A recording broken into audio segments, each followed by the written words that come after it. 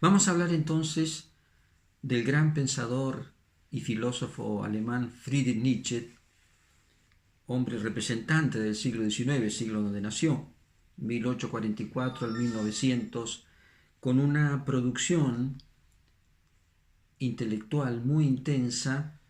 Recordar que él ya prácticamente en los 40 y tantos años ya comenzó a sentir perturbaciones mentales que finalmente y lamentablemente lo conducen a un estado de locura, de alteración mental, donde pierde ya la capacidad de razonar y de tener sentido de realidad. Por lo tanto, su producción es muy intensa en muy pocos años y eso da pie a que su escritura sea de tipo juvenil. Es un hombre muy joven y además tiene el impulso del hombre joven y se nota esa escritura intempestiva, agresiva, fuerte, vital, intensa, que caracteriza toda su obra legible y conocible. No es fácil leer a Nietzsche. A mí me costó muchísimo leerlo siempre, justamente por ese estilo tan fuerte, tan áspero, donde sí, efectivamente se encuentran zonas luminosas como relámpagos en la noche o una hermosa fragancia inesperada en un lugar en lo que menos esperaba uno, o también como un fruto exquisito que uno saca de un árbol lleno de espinas y de ramas retorcidas que no permiten alcanzar el fruto con facilidad.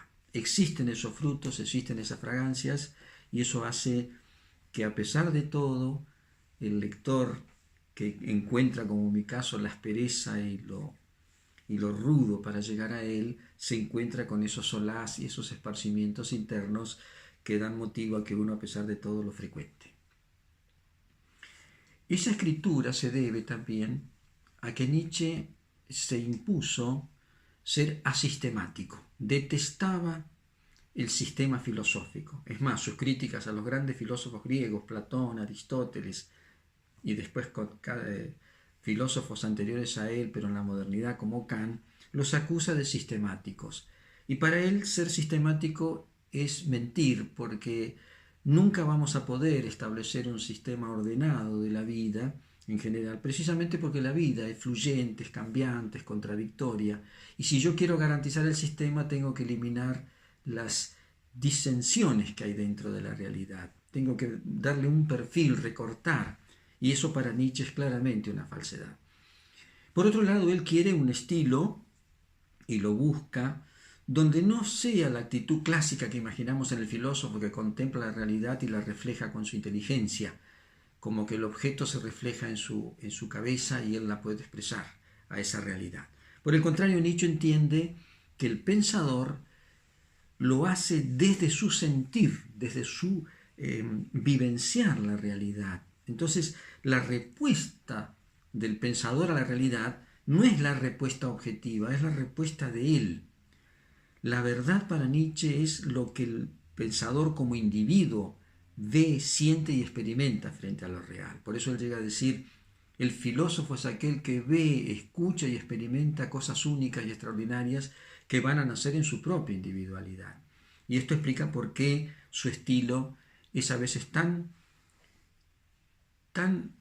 no objetivo, que al lector acostumbrado a los lineamientos clásicos de un argumento que sigue una lógica, se encuentra de golpe con que Nietzsche hace una afirmación, en otro pensamiento hace la contraria, establece una tercera posibilidad, y uno dice, trata de entender cómo ordeno esto, y no se puede ordenar tan fácilmente, hay que entresacar y ir tomando hilos en su pensamiento para poder armar más o menos una visión, que efectivamente la tiene, pero que también está negada por él mismo. Cada afirmación de Nietzsche la niega él mismo. Recuerdo que una vez, leyendo un libro sobre él, un autor se tomó el trabajo de tratar temas distintos en Nietzsche. Entonces colocaba pensamientos de Nietzsche sobre el tema en tal libro y ponía en otro libro el mismo tema con una oposición totalmente contraria, lo cual demostraba cómo él, de acuerdo al enfoque que le daba, no se ataba a lo que había dicho. Simplemente lo estaba viendo desde otra perspectiva y eso hace que el lector se pierda en esa maraña de interpretaciones que van y vienen, que lo hace tan difícil. Es un escritor, básicamente es un pensador, que escribe según sus estados de ánimo, según sus vivencias, según las circunstancias. Teniendo esos tres elementos en la mano, uno empieza a entender por qué a veces se encuentra con que Nietzsche no encuentra una coherencia permanentemente. Se ha llegado a decir que de Nietzsche se pueden sacar 3 o 4 Nietzsches para dar a entender cuántas versiones, cuántas interpretaciones hace él de una misma realidad. Por otro lado, es un explorador, es un buceador de la realidad de la vida, del misterio de la propia vida y del cosmos. No se conforma con lo recibido, trata de comprenderlo y de comprenderlo desde sí mismo. Miguel de Unamuno, el gran pensador español, se definió a sí mismo no como un filósofo, sino como un sentidor. Y decía, el sentidor expresa lo que siente, lo que vivencia y lo que sinceramente lo convence, lo cual no quiere decir que sea la verdad objetiva. Yo me animaría a decir también, a pesar de que Nietzsche se esfuerza por ser veraz y que eso sea la verdad, yo me animaría a decir que Nietzsche es básicamente un sentidor reflexivo. Esto explica entonces este juego permanente. Su escritura por lo general es aforística, su escritura es generalmente aforística, entonces también hay a veces afirmaciones que no están explicitadas, no están argumentadas, están dichas. Por ahí uno tiene que rastrear que la respuesta viene en otro aforismo, en una forma más exhaustiva. Por lo tanto, es importantísimo entender esto. Nietzsche es un pensador que se expresa desde su clara individualidad y tiene un estilo literario que lo lleva a la afirmación tajante y a la negación tajante, que es lo que hace que muchas veces uno se desconcierte cuando lo lee. Pero por otra parte es su hechizo y es su encanto, porque verdaderamente a veces uno memoriza aforismos de Nietzsche y son pulidos como el diamante y son extraordinarios, como sentencias fulgurantes que seguramente lo invadieron y que demuestran su genialidad. Nietzsche no es un pensador talentoso, es un pensador genial. Es decir, tiene una manera originalísima de ver la verdad y la realidad que lo hace siempre apetecible y que justamente él se dio cuenta y dijo, voy a ser leído y comentado por innumerables filósofos a lo largo del tiempo, porque lo que yo digo interesa y apasiona. Y efectivamente, con Nietzsche uno no puede tener postura neutra. O se emociona y se enoja con él, o le produce admiración, o comparte, o se choca con él. Pero frío en una lectura serena y monocorde, inimaginable. Quien lo lee así no está captando lo que significa Nietzsche. De todos los temas que él trata en sus vuelos fulgurantes, aforísticos, hay uno que es una constante y que curiosamente ha llevado a muchos autores a decir Nietzsche básicamente es un moralista. Y esto parece chocar con la misma versión de Nietzsche que se declara inmoralista y que incluso escribe un libro que se llama Más allá del bien y del mal, como que las diferenciaciones que hacen los humanos a él no le interesan, que él está más allá de eso. Sin embargo, lo hace en nombre de una moral superior, que él pretende superior. Niega las existentes, y vamos a ver con qué razones, para afirmar la propia. Por eso se dice inmoralista, no acepta las morales vigentes, pero básicamente es un hombre apasionado por encontrarle a la vida la manera acorde, adecuada de cómo debe vivir el hombre, no haciéndole caso a todo lo recibido, sino haciéndole caso a esta evidencia que brota de una mente y un corazón en contacto directo con la realidad. Lo primero que observa Nietzsche es qué ideal de hombre se ha ido dando a lo largo del tiempo. Y él hace una opción de entrada, esto sí es permanente en él. El hombre mejor, para Nietzsche, es el hombre noble. Y el hombre noble, él lo extrae, y lo vamos a ver más adelante, del ideal aristocrático de la vida de los pensadores griegos. Por ejemplo, hay dos grandes poetas y escritores griegos de la antigüedad, previos a Platón y a los grandes clásicos, que son Píndaro y Teognis, que son dos exaltadores de la vida noble, de la vida heroica, de la vida virtuosa, de la vida que está más allá de lo que hace el común de la gente. Y que estos hombres, terminan siendo representativos, como excepciones, de lo que puede alcanzar el hombre en su más alta humanidad. Y esto lo apasiona a Nietzsche, la idea del hombre superior, del hombre que lleva a plenitud las tendencias fundamentales de la vida, que lo puede hacer porque en él la vida se manifiesta con esa fuerza. Por eso él dice que siempre han existido a lo largo del tiempo dos maneras de concebir la moral. Por eso tenemos en la antigüedad patricios y plebeyos, nobles y villanos, señores y siervos. Siempre la moral se ha dividido en dos. Y siempre se ha entendido que hay una moral que es superior a la otra, la de los señores, dice Nietzsche, la de los aristócratas, la de los espíritus superiores, y la moral común, la moral del hombre común, que comparada con la moral del hombre superior es algo así como una versión bosquejada pero no completa. En el hombre común puede haber virtudes, y las hay de hecho, y Nietzsche las reconoce, pero están mezcladas con tendencias egoístas, con pasiones que se entremezclan, que no permiten que esa moral crezca y se eleve demasiado. Es una moral válida para la muchedumbre, es legítima en su campo, es lo normal, es la norma, pero sobre la norma está la excepción, y la excepción la constituyen estos hombres superiores que representan, a criterio de Nietzsche, la plenitud de la vida en sus dimensiones más elevadas, pero también más impulsivas. ¿Dónde está la ira de Nietzsche? Y como Nietzsche piensa a partir de sus experiencias personales y es tan apasionado, se entremezclan también sus propias tendencias, hasta podríamos decir sus prejuicios, hasta podríamos decir sus temores, se ven claramente en su obra. Por eso a veces cuando uno estudia a Nietzsche tiene que saber algo de su biografía. En otros filósofos tal vez no importa tanto su biografía, importa lo que piensan. En Nietzsche no, importa lo que vivió y cómo fue. Y efectivamente, él es hijo de un pastor protestante y de allí recibió un cristianismo con una impronta muy fuerte, a pesar de su niñez lo captó. El padre muere cuando él tenía 8 años más o menos. Y es criado y cuidado por su madre y una hermana, que también tienen su importancia porque dan lugar a una forma de vivir que hace que Nietzsche tenga ciertas cualidades que nosotros podríamos considerar clásicamente femeninas más que masculinas. La delicadeza, el respeto, la suavidad en las formas, que él las tenía muy desarrollado. Cuando uno, por ejemplo, lee su obra, se cree encontrar con un hombre iracundo, belicoso, agresivo, que maltrata a los demás. No era así en su vida diaria. Sí cuando discutía o polemizaba con alguien, pero no con las personas en general.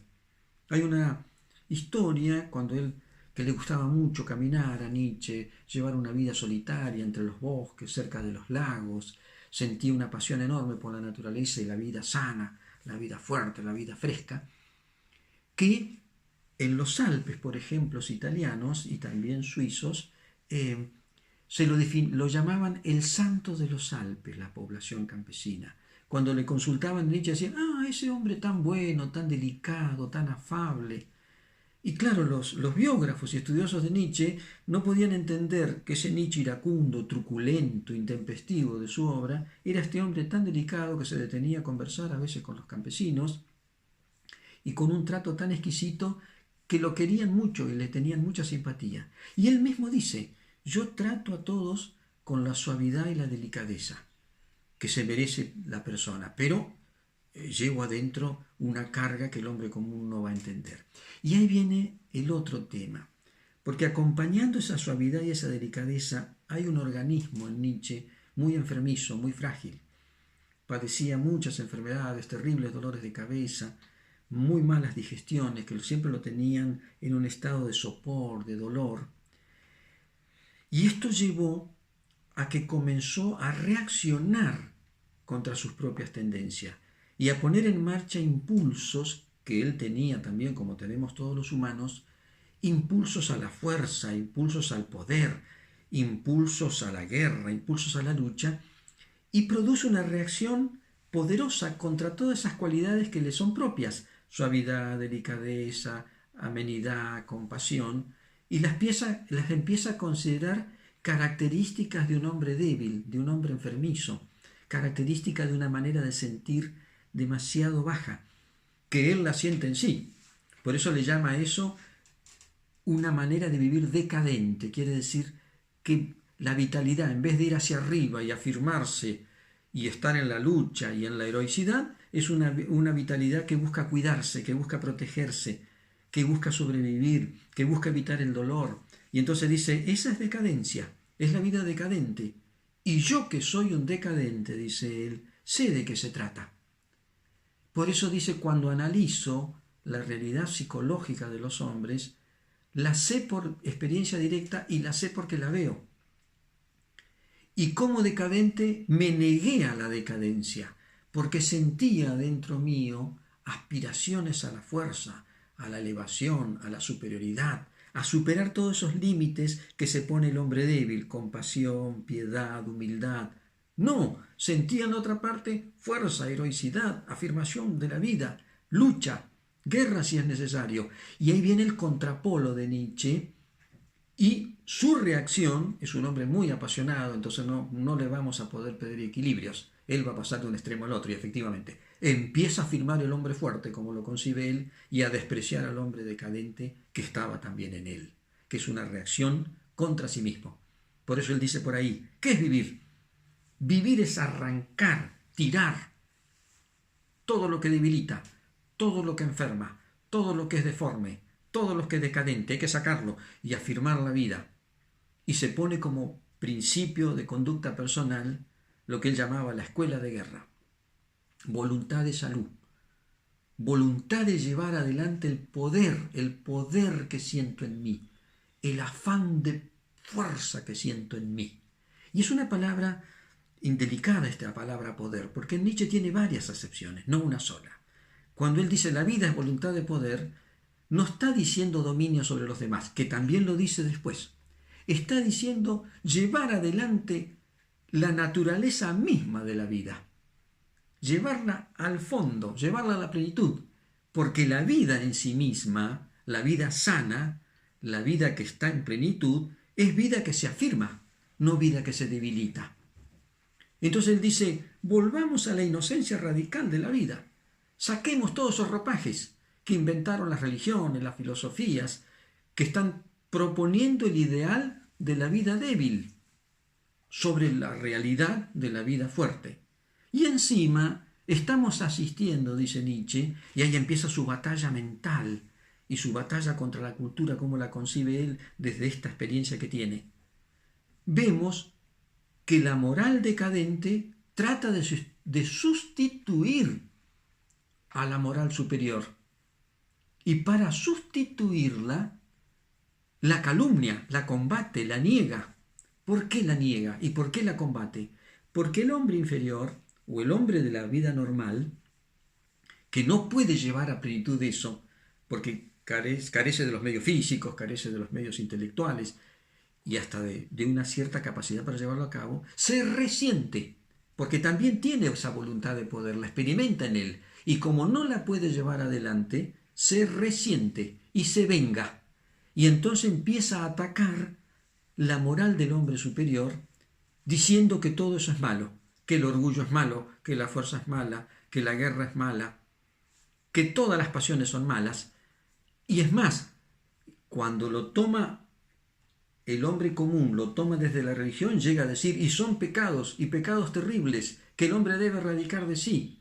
Y dice Nietzsche, se produce la primera gran calumnia sobre la vida. La vida es calumniada, la vida es negada, y le dimos vuelta, la subvertimos.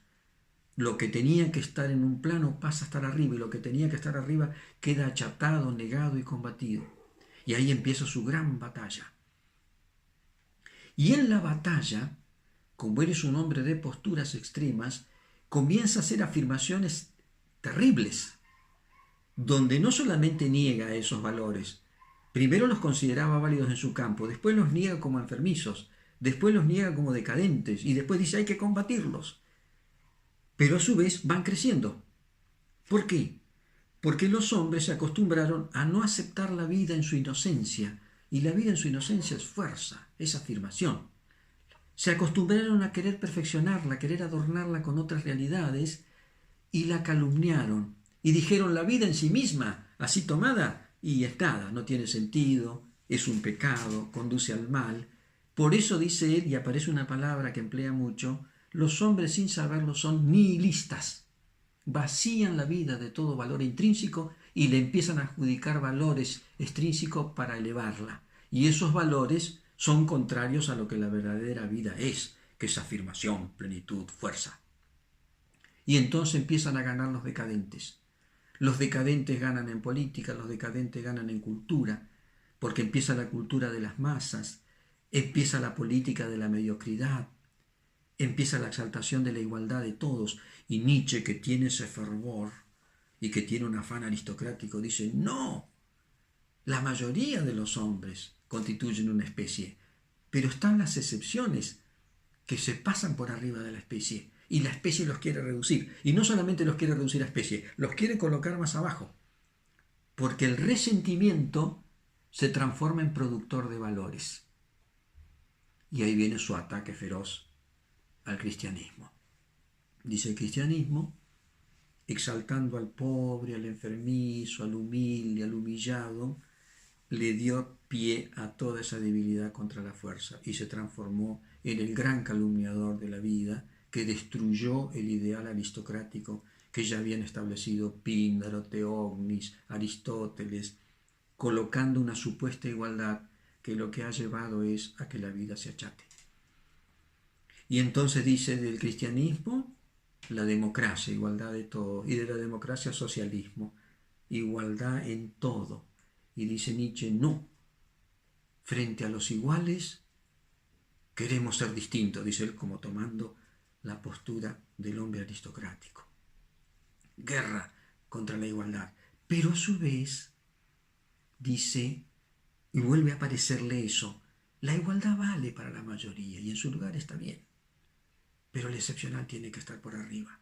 Y comienza una batalla él interna, con su propia naturaleza y con la realidad como la ve, empieza una batalla feroz, que se va desgraciadamente agravando con el tiempo hasta que termina en sus últimos años en una verdadera batalla ya casi al borde de la insania, porque se ve que Nietzsche, obsesionado por eso, no puede detenerse en el ataque. Pero a lo largo del tiempo, cuando él se olvida de la pelea y deja emerger su naturaleza, le emerge también el lado luminoso que tiene de la compasión, de la generosidad. Porque él dice, una parte, la compasión, debilidad suprema. ¿Por qué? Porque es debilitarse compadecer al otro. Tenerle lástima al otro es tenerse lástima a sí mismo. Somos todos, nos reducimos a un sentimentalismo de ayuda mutua, perdemos fuerza. Es mi peor peligro, dice él, y es el peor peligro del hombre. Sáquense la compasión de encima. Porque es tremenda. Pero ¿qué pasa? Entiende compasión solamente como lástima, cosa que no es así. Lo analizaríamos desde el budismo o desde cualquier alta religión, y la compasión no es solamente piedad hacia el enfermo o hacia el débil. Es también generosidad. Es también buscar el bien de todos. Cosa que Nietzsche lo reconoce, y lo vamos a ver también un poquito más adelante en la charla, cuando rescata la suprema virtud de la filosofía griega que él admiró, la que viene de Píndaro, Teognis, Aristóteles, que es la magnanimidad, que ya la vamos a ver. Entonces, él con esa batalla feroz que libra, llena páginas y páginas sobre el tema, vuelve una y otra vez, y hay pinceladas del hombre aristocrático. Por ahí Nietzsche mezcla aristocracia con oligarquía, porque entiende que la aristocracia es de linajes, de sangre, es biológica, viene de familias, viene de renombres. Se inventa él una herencia de un príncipe polaco que no está verificada, y él decía, en mi sangre hay sangre aristocrática, porque dice, esto es una cuestión biológica más que cultural. Así que no pretenden ser aristócratas los que no tienen este linaje. Y por otro lado, le aparece que la aristocracia en realidad es una actitud de ciertos individuos, no importa la condición social que tengan, que afirman estos valores de la belleza, la salud, la alegría, el poder. Y aquí aparece ahora, todo lo que nace de la fuerza está bien, todo lo que nace de la debilidad está mal. Entonces, si la simpatía nace de una abundancia de vida, de no tenerle miedo a nadie y no ser un egoísta que se está defendiendo, bien vale la simpatía, bien vale la cortesía, bien vale la generosidad. Hay elogios en Nietzsche a la generosidad, que uno dice, pero ¿cómo? ¿No habíamos dicho primero que hay que afirmar el poder? Claro, porque la palabra está mezclada y el concepto está mezclado también. Hay que tener cuidado en qué sentido y a quién está atacando. Nietzsche siempre hay que verlo a quién ataca y qué defiende, qué apoya. Porque en esa batalla, cómo concibe el enemigo, es donde hay que tener cuidado. Porque después, eso mismo que negó acá, afirma allá cuando lo ve nacido de otro contexto. Y es así como dice frases extraordinarias. El noble huye de avergonzar a los demás y se avergüenza ante el sufrimiento de los demás. El noble tiene un instinto de limpieza, por eso busca la pureza, busca el riesgo, busca el sacrificio, busca lo difícil, está dispuesto a toda renuncia para afirmar la vida en su poder.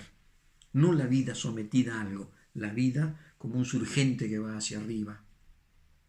De allí aparecen frases como el hombre tiene que ser superado. El hombre no es un fin, es un puente al superhombre, al hombre superior. Siempre está la idea, hay que ir hacia arriba, hay que ir hacia arriba, hay que ir hacia arriba. Y ahí se le mezcla esa idea de ir hacia arriba, porque lo diría un santo también eso, lo diría un místico también eso, lo diría un evolucionista incluso. El hombre tiene que ir evolucionando.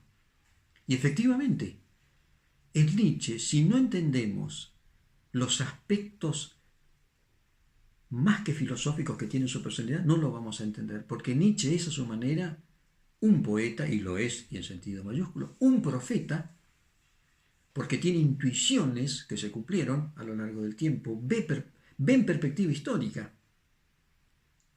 Un sediento de santidad, parece paradójico con todo lo que dije, y sin embargo es así. Gustavo Thibon, un famoso pensador francés, dice, Nietzsche es de la talla de los San Juan de la Cruz. Y toma los cánticos de San Juan de la Cruz y los compara con páginas de Zaratustra y uno queda sorprendido, se está diciendo lo mismo. Hay una especie de santidad sin Dios en Nietzsche. Por eso muchas veces se ha dicho que es un ateo con alma sacerdotal. Porque efectivamente habla con tanta emoción de la pureza que se llevó con el esfuerzo que uno se encuentra con una asceta que está dispuesto a la renuncia en esta vida. Y en otros aforismos afirma, no, esta vida debe ser vivida desde la corporalidad, desde la embriaguez, desde la salud, desde la alegría. Y la alegría mundana. Y todos los negadores de todo eso, los que niegan el cuerpo, los que niegan los instintos, los que vacían la vida de valor, los que la reemplazan por una moral que la ahoga, que la reprime, son calumniadores, enemigos de la vida. Y ahí vuelve otra vez a la batalla librada con estos enemigos que en gran parte son también productos de su mente y de lo que él va viviendo según sus experiencias. Y una reacción contra sí mismo. No a la decadencia, dice por ahí. Sí a la vida ascendente. Sí, siempre la vida ascendente, cueste lo que cueste. Por eso, a los que me leen, a los que me siguen, les pido el riesgo, les pido la vida difícil, les pido la vida imposible. No les pido la vida blanda, la vida muelle, la vida suave. No, eso es para la persona que se quedó cómoda, que se conformó, que se transformó en una especie de animal de rebaño, que busca nada más que lo que satisface. No, yo le pido que levante, que levante. Y ahí aparece algo muy interesante, que en realidad Nietzsche ve varios ideales de perfección, no uno solo. Y los valora, aunque no son los de él. Y esto, para entenderlo, conviene hacer una transición en su visión de la realidad. Hay un aforismo que no recuerdo, pero creo que está en La voluntad de poder, no puedo precisarlo, donde él define con una síntesis realmente admirable cómo concibe la realidad. Lo que los griegos llamaban el ser y los entes que lo manifiestan y suponían entidades, sustancias, leyes de causa y efecto, Nietzsche dice nada de eso es cierto, eso son proyecciones que puso la mente.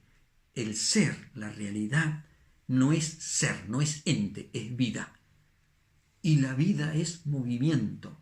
Y la vida no tiene ni principio ni finalidad, y es como un mar que va y viene, un torbellino donde emergen formas y desaparecen en un ir y venir permanente de cambios continuos. El ser es el vivir es el fluir. Por eso él dice, la embriaguez de vivir, la aceptación de la vida tal cual es, incluso con su crudeza, su sufrimiento y su dolor, le produce goce al hombre superior porque sabe que está identificado con el movimiento mismo de la vida, que fluye sin tener piedad por los individuos, pero que al mismo tiempo manifiesta formas extraordinarias que se van a manifestar en la cultura, en el arte, en la música, en la poesía, como expresiones máximas de ese fluir. La vida es esa voluntad. De poder, aparece otra vez la frase.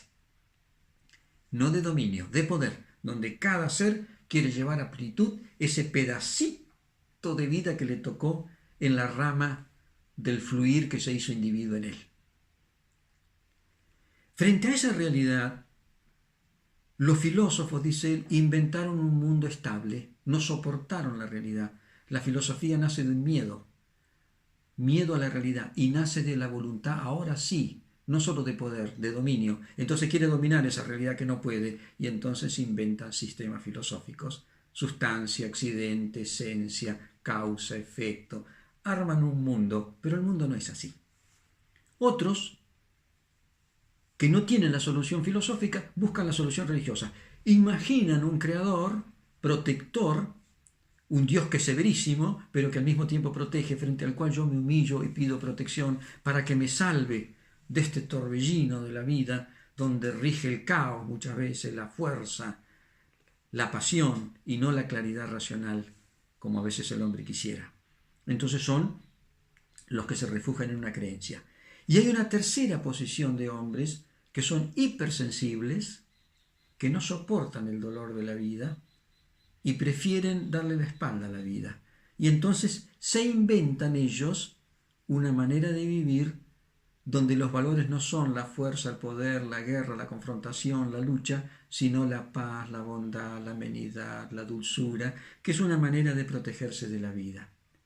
Pero acá hace una salvedad muy interesante y se topa con tres figuras. Cristo, Buda y Epicuro. Cuando analiza a Cristo en ese tremendo libro, pero que es muy valioso para entender a Nietzsche en todo este planteo que estoy haciendo, que es el anticristo, él se topa por ahí con la figura de Cristo. Y para asombro nuestro, no solamente no la critica, la elogia, la admira. Dice, Cristo representa el hombre hipersensible que frente a la realidad establece el reino del amor, el reino del perdón, el reino de la indulgencia. Pero no lo hace, dice Nietzsche, en nombre de una doctrina, no lo hace en nombre de una religión, lo hace en nombre de una manera de sentir y de ser. Cristo puede ser visto como un decadente, pero como un decadente sublimado, como un decadente superior. ¿Por qué? Porque no da lugar al resentimiento. Cuando él elige esa manera de vivir, no ataca las otras formas de vivir, no ataca el ideal guerrero de vivir, simplemente vive a imagen de eso. No ataca al poderoso, no ataca al rico en vida, vive de otra manera. Entonces establece un ideal de vivir sublime, porque para ser un decadente a la manera de Cristo hay que haber desarrollado una cultura del corazón, del alma muy fina, porque hay que llegar a la capacidad de sacarse todo ese lastre que tienen los hombres comunes que los hace resentidos, vengativos, creadores de falsos valores, como son el odio, la envidia, el orgullo, el falso asceta, que al no poder llevar adelante su poder se da vuelta sobre sí y se combate a sí mismo y obliga a los demás que se desprecien a sí mismos. Entonces Cristo se constituye en un maestro de vida, cuya encarnación primera es el mismo. Pero dicen, léanlo, no hay objeciones a otras formas. ¿Por qué el cristianismo degenera? Porque vienen después los pensadores cristianos y ahí se tiene un enfrentamiento feroz con San Pablo. San Pablo dice, arma toda la teología cristiana. Y ahí dice, yo veo en San Pablo un resentido, un vengativo, un perseguidor, alguien que amenaza a todo el mundo con el pecado. Esa no es la enseñanza de Cristo. La de Cristo era como una especie de anarquista pacifista que proponía, ¿querés vivir esta vida? Yo te la ofrezco. Pero no, perdona al enemigo, no busques vengarte de él, ni estés amenazándolo constantemente. Enfrenta a la otra gran figura, dice Buda. Buda, a diferencia de Cristo, viene de una tradición que, aunque él no es vedántico, viene de una tradición de los Vedas. Entonces hay mucha cultura en Buda, hay un gran conocimiento, hay una gran sabiduría intelectual en Buda. Buda vendría a representar como el hombre maduro de la civilización, que hace todo un planteo filosófico para explicar por qué el hombre debe vivir sin dañar y sin dañarse. Y dice, es otro decadente, pero es un decadente exquisito, es otro decadente que está arriba, frente al cual él se siente conmovido y siente el peligro de que su personalidad, la parte de su personalidad vulnerable a la compasión y a la bondad y a la suavidad, empieza a sentir que Buda y Cristo lo quieren atrapar, que van a terminar venciendo en él, en esa parte de él, y entonces reacciona, se aleja, toma el otro camino, pero se da cuenta, dice, pero es un camino de perfección, y el budismo es una higiene, dice él. Se elimina el odio, se elimina el orgullo, todo lo que él exalta en el otro camino, si es necesario para llevar adelante los fines, dice, en este camino de perfección no. Porque es para hombres refinados, delicados y superiores, que no son resentidos y frente a los cuales él no puede menos que sentir admiración, aunque no lo quiere compartir, porque él tomó el camino del guerrero, no el camino del sabio, que podría representar Buda, ni el camino del santo puro que podría tomar Cristo. Y le aparece Epicuro y le vuelve a pasar lo mismo. Dice, Epicuro es el típico hombre decadente. No sufrir, alcanzar la ataraxia, mantenerse siempre el cuidado, someter la vida a reglas y cálculos para evitar dolores físicos y mentales, pero es un griego refinado, es un griego sin resentimiento, y entonces dice también él, demuestra un ideal elevado de perfección. Y dice algo muy interesante, siempre va a haber en la humanidad hombres que van a seguir a Cristo, al Buda, a Epicuro y a otro refinado, que son refinados superiores. Contra esos no pelea. No son su camino, pero no pelea. Contra los que pelea son con los vengativos, que él entiende son enemigos y calumniadores de la vida. Y entonces, claro, hay un montón de elementos psicológicos, físicos, sociales muy interesantes, porque Nietzsche va diciendo cosas que quizá uno en el contexto podría discutirlas, pero como afirmaciones aisladas no. Lo que dice sobre la represión sexual hoy estaría de actualidad, por ejemplo. Es muy agudo en esas observaciones. Y él siempre decía, le debo más a mi olfato, a mi nariz, que a mi inteligencia, porque yo detecto al decadente sano respecto al decadente enfermizo y vengativo. Yo detecto al hombre superior en serio, no al farsante. Y ahí aparece entonces esa mezcla del aristócrata y del oligarca mezclados, que cuesta mucho deslindarlo, pero que se puede hacer. Porque introduce el ideal máximo que él vio en los griegos, que dice, el hombre superior, el hombre noble, es necesariamente el hombre magnánimo. Esta palabra, que él ya la había visto en los poetas previos a Platón, los presocráticos, digamos, la encuentra en Aristóteles. Yo me acuerdo leyendo, no sé si la Ética a Nicómaco o Ética Magna, creo que está en la Ética Nicomaquea. Cuando uno, por ejemplo, está leyendo todas las virtudes de Aristóteles, se topa de golpe con una página que dice el magnánimo.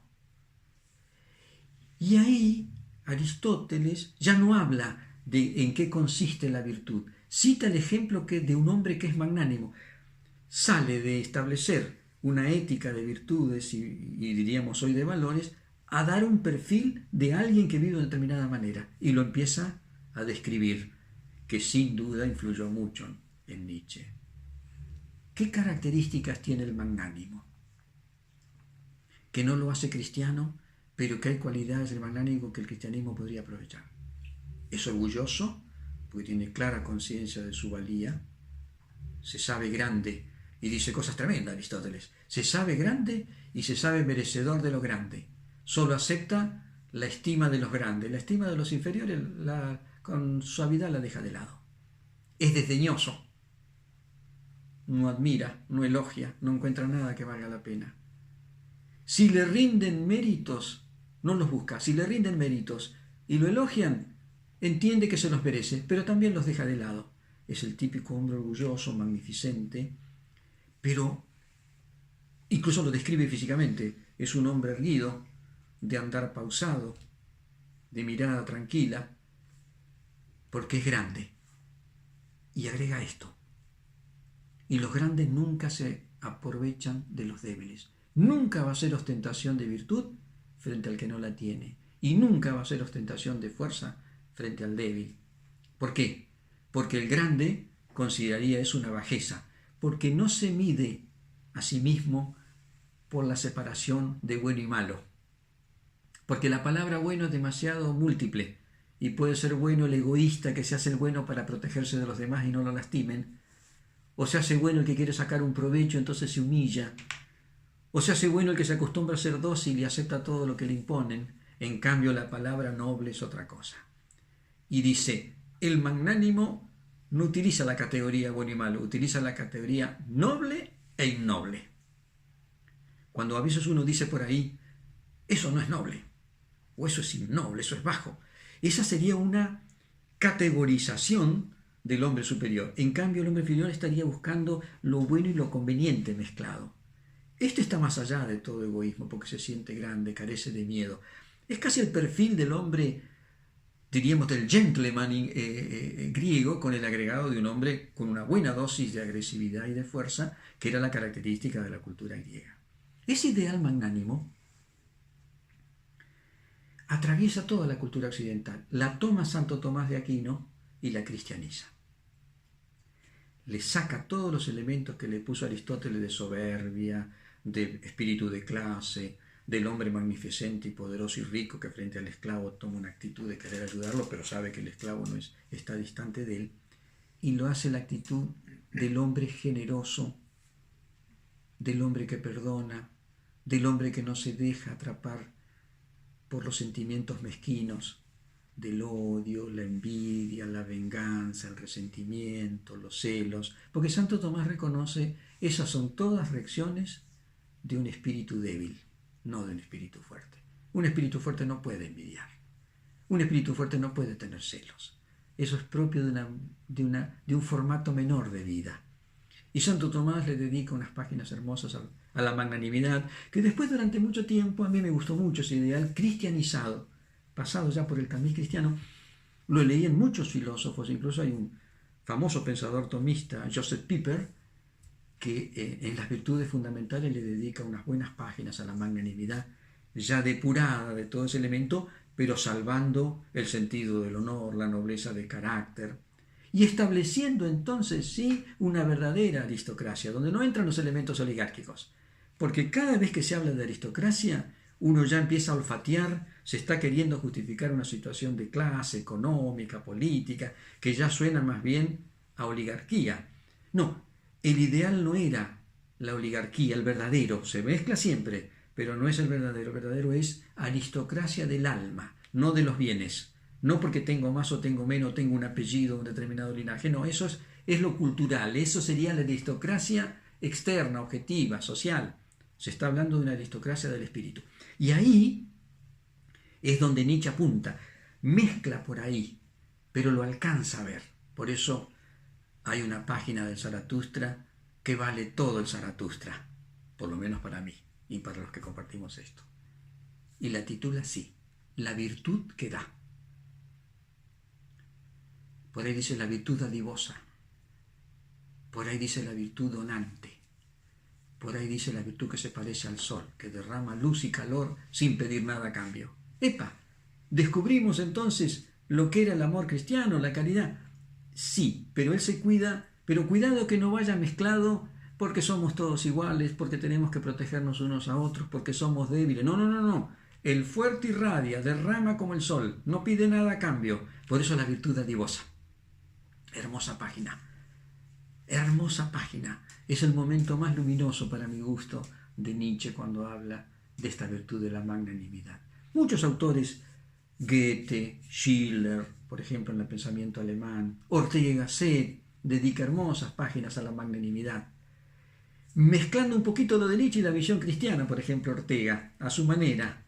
¿Qué es un magnánimo?, dice Ortega, que también tenía un espíritu aristocrático. Magnánimo es el que tiene misión creadora en la vida, el que emprende empresas y obras que benefician a muchos, de gran calibre, dice, que no es pusilánime, que no pide nada a cambio, que no quiere la vida cómoda, quiere la vida noble.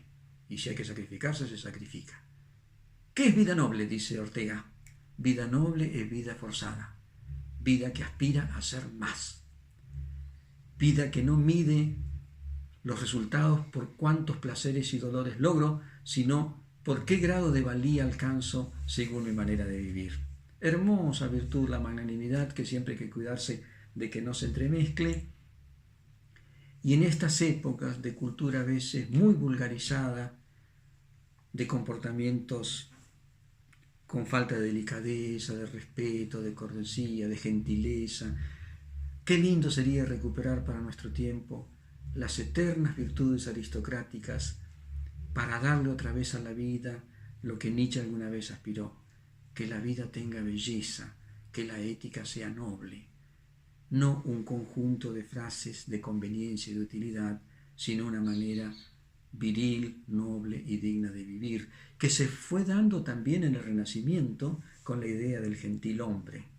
El hombre de alma grande es un hermoso ideal del gentilhombre. También se degradó y se degeneró en la práctica, pero estaba bien planteado, porque es la vieja idea de la magnanimidad y de la nobleza que viene de la antigüedad, que hay que rescatarla y se vuelve otra vez a perder. Pero en esta cultura de un achatamiento, de un aplanamiento de las subjetividades, como se dice ahora, qué lindo volver a enseñar que siguen siendo cualidades no solamente éticas, sino también estéticas, el pudor, el respeto, el sentido del honor, el cuidado de la propia vida y la virtud más hermosa de todas, exaltada incluso en nuestra tradición argentina, en el Martín Fierro, en Don Segundo Sombre y en tantos otros, la generosidad, que es el don de sí mismo sin perderse a sí mismo. Montaigne, el gran filósofo francés o pensador, decía, el hombre superior se entrega a los demás sin dejar de pertenecerse a sí mismo. Ahí está la clave de la magnanimidad, porque yo irradio, pero no me pierdo. Es muy interesante Nietzsche, no es fácil leerlo, se aprende mucho de él, se lo comprende con el paso del tiempo. Muchas cosas uno quiere olvidar de lo que ha tenido que leer, pero no puede menos que agradecer que era un alma grande. Incluso cuando él entró en la locura y empezaron los pocos amigos que tenía a transmitirse, Nietzsche ya desvaría. Uno de ellos dijo, qué gran espíritu se ha desmoronado acá. Y esa es la verdad. Por eso alguien la llamó una de las más grandes almas enfermas que se han conocido jamás. Porque siendo enferma, teniendo problemas de pasiones, neurosis, ha sido estudiado por psicólogos, por filósofos, por psiquiatras. Sí, todo lo que dicen debe ser cierto. Pero no alcanzan a ver a veces este ímpetu, este incentivo a la grandeza que el hombre jamás debiera perder. Jamás, si no se achata y se conforma, como decía Nietzsche, con los pequeños placeres del día y con los pequeños placeres de la noche. Y tiene ante la vida la mirada del topo, no la mirada del águila. ¡Ay! Llegará el día que el hombre no arrojará más la flecha del ideal hacia las estrellas, sino que mirará para abajo y empezará a cuestionarse a sí mismo en su bajeza. nos enseña a amar la grandeza. La grandeza moral educa. Hay que volver otra vez a saltar la grandeza. Estamos muy achatados, muy aplonados, muy vulgarizados. Ortega llegó a decir algo muy interesante. No solamente hemos llegado a establecer la vulgaridad, sino que la hemos establecido como derecho. Hay derecho a la vulgaridad y la vulgaridad es un derecho. Cuando una cultura hace eso, se pierde, se aplasta, se hunde. Y el hombre pasa a ser lo que alguna vez dijo Nietzsche, un animal gregario nada más, que tiene virtudes valiosas, pero es gregario. Y el hombre no tiene que apetecer solamente ser gregario, tiene que apetecer también a la grandeza, al afán de ser más, no de tener más, de ser más. Saint-Exupéry, el famoso escritor francés, dice algo muy hermoso. Yo no amo al hombre tal cual es. Amo la sed que lo devora, la sed de ideales que lo devora, la sed de grandeza que lo devora, la sed de algo mayor que él que lo devora, que levante su cabeza hacia las estrellas. Si no, va a ser topo y va a ser animal de rebaño. Tenemos que comprender a Nietzsche, tenemos que comprenderlo en su estilo. Él mismo dijo, revisando sus papeles, cuando me leo a mí mismo me encuentro demasiado juvenil y demasiado fanático. Y cuando uno es fanático tiene el gusto de herir en la crítica y tiene pasión por ser maligno. Hay que escapar de ahí. Hay que volver otra vez, decía Nietzsche, a la escritura que ayuda. Pero no hay que olvidarse nunca que exagera en su estilo para despertar, para sacudir, porque él es partidario de la fuerza. Entonces coloca sal en nuestras heridas para que nos duela. No es un escritor fácil, pero es un escritor que si uno pasa a través de él, carga en la alforja de su cultura y en los tesoros internos de las cualidades algo muy valioso. Merece gratitud, merece comprensión y se va a seguir discutiendo de él para siempre.